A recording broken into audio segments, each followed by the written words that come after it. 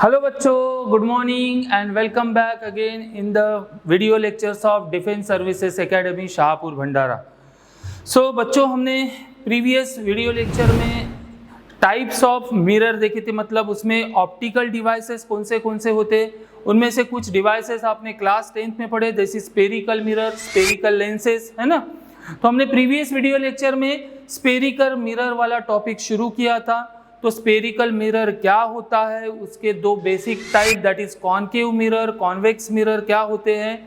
साथ ही साथ उससे जुड़ी हुई कुछ इंपॉर्टेंट डेफिनेशंस हमने डिस्कस की थी, है ना, कि पोल क्या होता है, फोकस क्या होता है, प्रिंसिपल एक्सिस क्या होती है, रेडियस ऑफ कर्वेचर क्या होता है, सेंटर ऑफ कर्वेचर क्या होता है। ये सब हमने प्रीवियस क्लास में डिस्कस किया था। तो लास्ट में हमने एक रिलेशन देखा था कि जो रेडियस ऑफ कर्वेचर होती है हमारे स्पेरिकल मिरर की, वो हमेशा जो फोकल लेंथ होती है, फोकल लेंथ मतलब distance between pole and focus, इन दो पॉइंट के बीच का जो डिस्टेंस होता है ना, पोल और फोकस के बीच का जो डिस्टेंस होता है, उस डिस्टेंस को हमने क्या कहा था, फोकल लेंथ। और जो रेडियस ऑफ कर्वेचर थी, वो रेडियस ऑफ कर्वेचर क्या था, distance between the centre of curvature and pole, है ना, इन दोनों के बीच का डिस्टेंस क्या होता था, रेडियस ऑफ कर्वेचर। तो हमने प्रीवियस क्लास में और 10th में भी आपने पढ़ चुकी है न्यूमेरिकल सॉल्व करते वक्त कि जो रेडियस ऑफ कर्वेचर होती है स्पेरिकल मिरर की, वो कितनी होती है, ट्वाइस द फोकल लेंथ। और we can say that the focal length of the spherical mirror is equal to radius of curvature divided by 2। अब यही रिलेशन जो हम यूज करते आए हैं, ये रिलेशन एक्चुअली सही है कि नहीं, इसको हम प्रूफ भी कर सकते हैं। इस वीडियो लेक्चर में हम यही प्रूफ करने वाले हैं कि फोकल लेंथ और रेडियस ऑफ कर्वेचर के बीच का रिलेशन क्या होता है, that is the focal length is equal to half of the radius of curvature. To show f is equal to f, small f मतलब क्या होता है, focal length, which is equal to radius of curvature divided by 2 for concave mirror. ठीक है, हालांकि ये relation दोनों के लिए वैलिड है, बट हम कॉनकेव मिरर के लिए यहाँ पे प्रूफ करके दिखा रहे।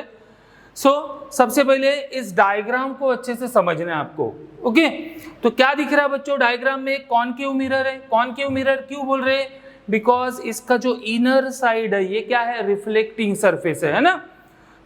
इनर साइड अगर रिफ्लेक्टिंग सरफेस होगा तो हम इसको बोलेंगे कॉनकेव, अगर आउटर साइड होता तो हम इसी को कहते हैं convex mirror.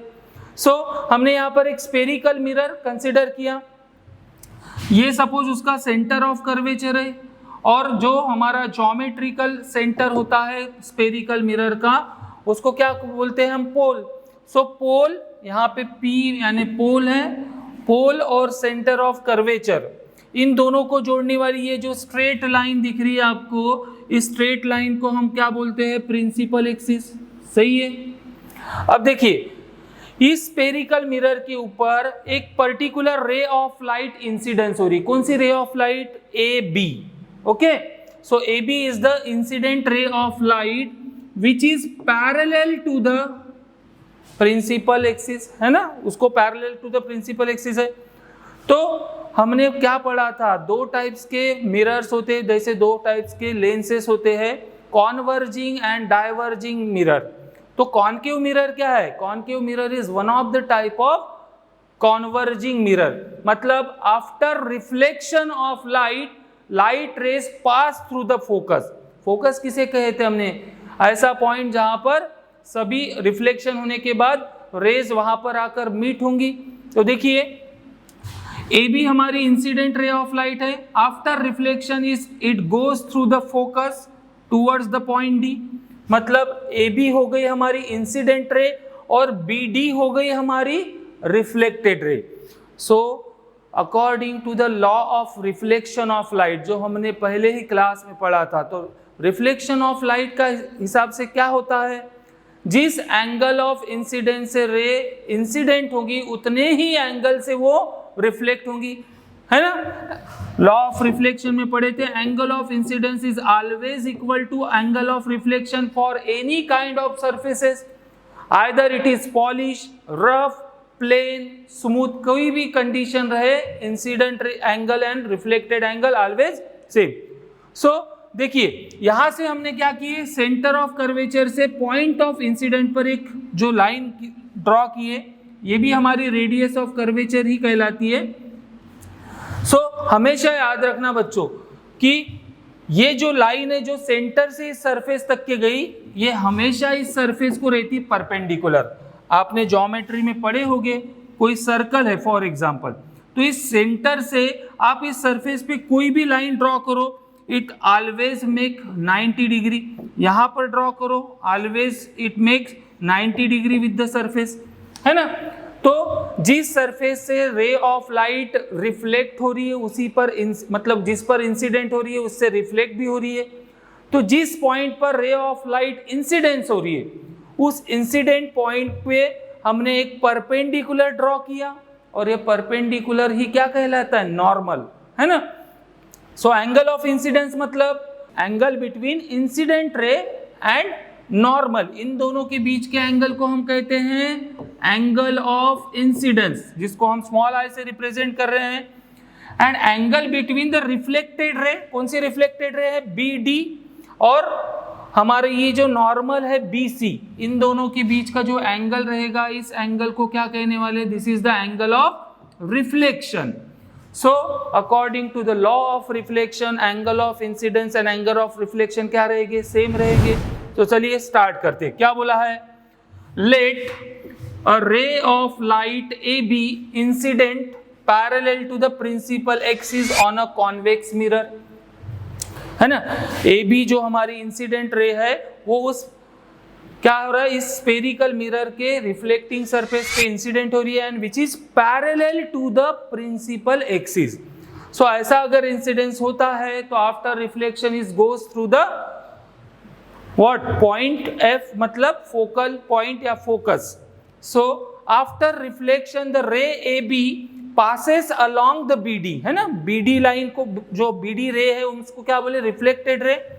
So after reflection the ray AB passes along the BD through the focus F. So BC is the normal to the concave mirror at B, है ना। ये जो BC वाली जो लाइन है ये क्या है बोला, हमेशा परपेंडिकुलर टू द सरफेस रहेंगी, और जिस पॉइंट पर हमने परपेंडिकुलर ड्रॉ किया वही कौन सा पॉइंट है, पॉइंट ऑफ इंसिडेंस, इसलिए इस BC को ही हम कहेंगे नॉर्मल। ठीक है, इतनी चीजें क्लियर हो गई। कौन सी इंसिडेंट रे है, कौन सी reflected ray, angle of incidence, angle of reflection. अब आगे बढ़ते हैं, हम इसको आगे डिस्कस करते हैं। Now angle A B C equal to angle C B D, कौन से एंगल को बोल रहा है, देखो angle A, just wait, angle A B C ये कौन सा था, एंगल ऑफ इंसिडेंस है, और एंगल दूसरा कौन सा है, C B D, that is CBD। तो ये एंगल ऑफ इंसिडेंस था, ये एंगल ऑफ रिफ्लेक्शन है, and according to the law of reflection both angles always same. So देखिए angle ABC equal to angle CBD है according to the law of reflection, angle of incidence equal to angle of reflection. Now we know that AB and PC, कौन सी line बोल रहा है, AB and PC, ये दोनों line की बारे में बात कर रहा है। We know that AB and PC are parallel to each other, और ये दोनों लाइंस, कौन सी लाइन, AB and PC, ये दोनों पैरेलल होने की वजह से क्या होगा, जितना यहाँ पर एंगल ऑफ, मतलब जो भी एंगल यहाँ पे बन रहा है वही एंगल यहाँ पर भी बनेगा, क्योंकि ये कौन से एंगल हो गए, अल्टरनेट एंगल हो गए, है ना। सो क्या बोला है, angle A B C, angle A B C equal to क्या है, angle B C P, because they are alternate angle. So देखिए यहां पे क्या हो रहा है, इस ट्रायंगल का ध्यान से देखिए, अब मैं क्या बता रहा हूं, यहां अच्छे से सुनिए। ये जो ट्रायंगल बन रहा है यहां पर,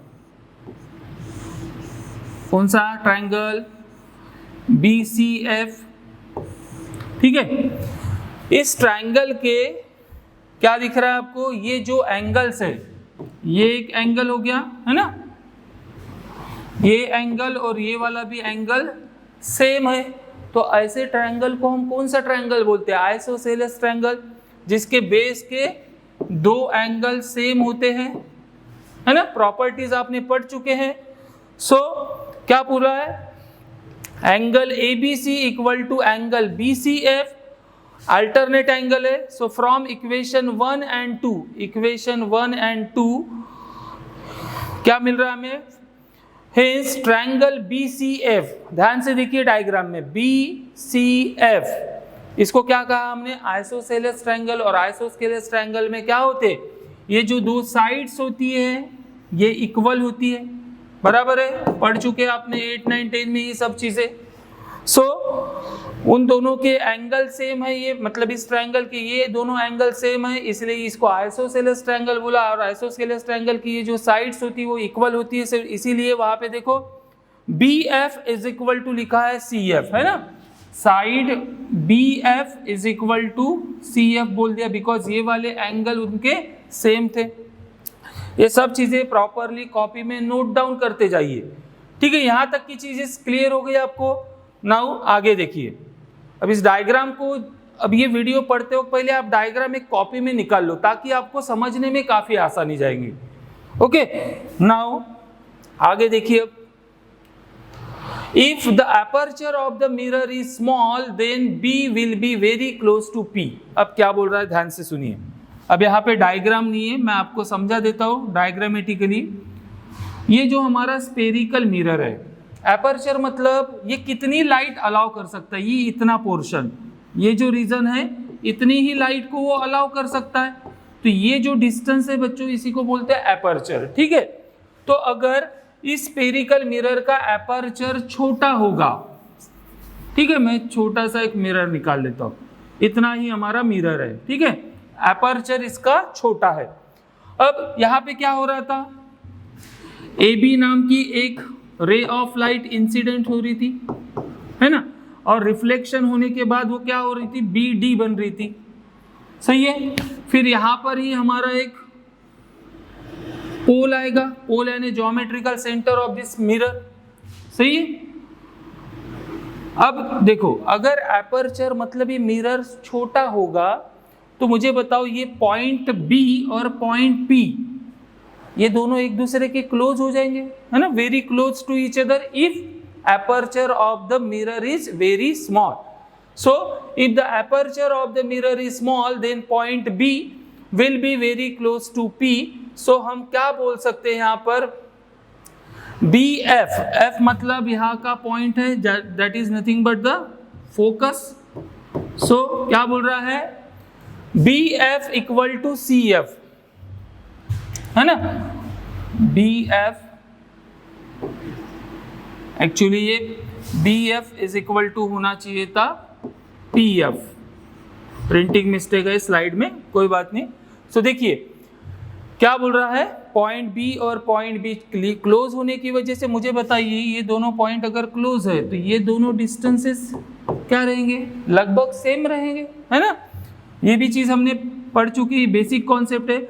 अगर दो पॉइंट एक दूसरे के बहुत क्लोज है और ये डिस्टेंसेस अगर हम निकालेंगे किसी पर्टिकुलर पॉइंट से, तो ये दोनों डिस्टेंसेस एक दूसरे के वेरी क्लोज होते। तो यही चीज़ यहाँ पे एक्सप्लेन करने की कोशिश की है, point B and P close होने की वजह से BF distance BF is equal to distance PF हो जाएगा। ये हो गया हमारा equation number 4। So from equation 3 and 4, equation 3 में क्या मिला था हमें, उस आइसोस्केलेस ट्रायंगल की दोनों साइड्स को हमने इक्वल बोला था। अब इक्वेशन 4 में क्या बोल रहा है, BF इक्वल टू CF। सो देखिए एक मिनट, प्रीवियस स्लाइड में चले जाते हैं हम। इक्वेशन 3 क्या था, ये देखिए इक्वेशन 3 था BF equal to CF because of isosceles triangle.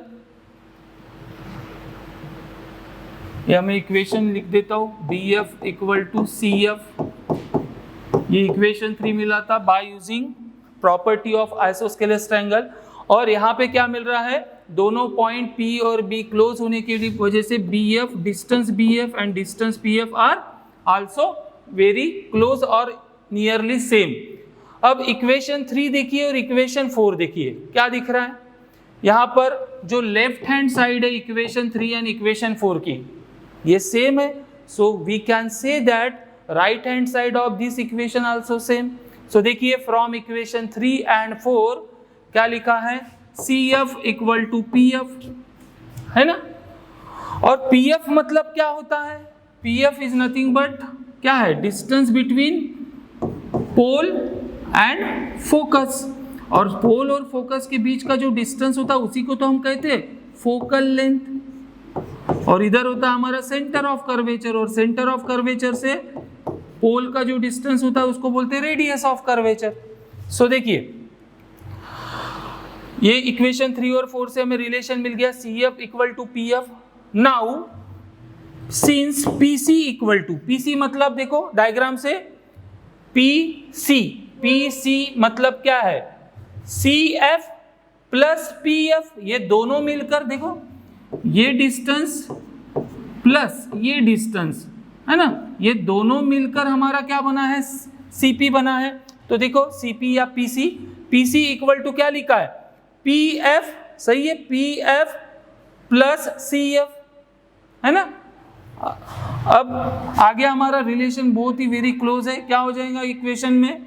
अब देखिए हमने इक्वेशन 3 और 4 से क्या प्रूफ किया है कि CF ही किसके बराबर है, PF के बराबर। तो यहाँ पे जो CF दिख रहा है बच्चों, उस CF की जगह हम क्या लिख सकते हैं, PF।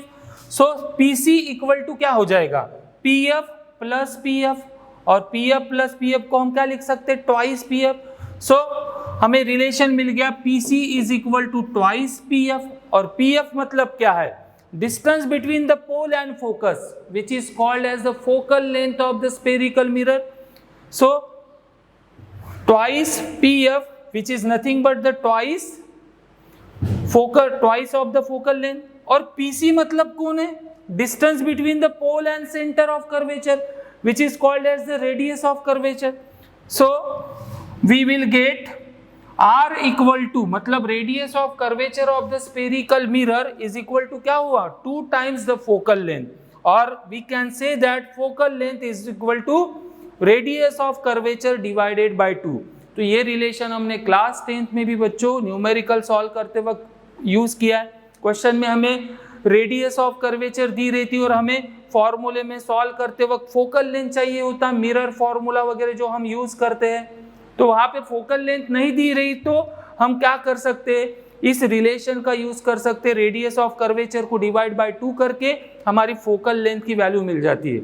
ठीक है, सो ये रिलेशन आपने क्लास 10th में भी पढ़ा था, 11th में भी पढ़ना है, बट ये इस तरह से प्रूफ करते हैं, ये हमें पता होना चाहिए था कि ये सही में रिलेशन ऐसा आता है क्या। ठीक है, सो आज के इस वीडियो लेक्चर में हमें यही रिलेशन प्रूफ करना था, relation between the focal length and radius of curvature.